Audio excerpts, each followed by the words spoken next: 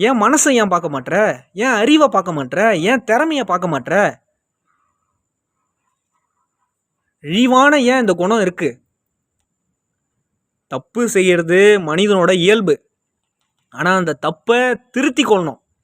அந்த திருத்திக் கொள்றவன் தான் அடுத்தடுத்த படிக்கு போவான். அந்த தப்ப திருப்பியும் செய்வேன் அப்படின்னா, உன்ன நான் என்ன சொல்றது?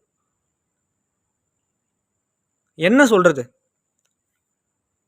இந்த தப்புலாம் உன்ன சும்மா உட்டுருமா? இந்த பாவம்லாம் சும்மா உட்டுருமா? பெண்கள நீ வந்து தவறா நெனைக்கிற அந்த பாவம் உன்ன சும்மா உட்டுருமா? சொல்லு.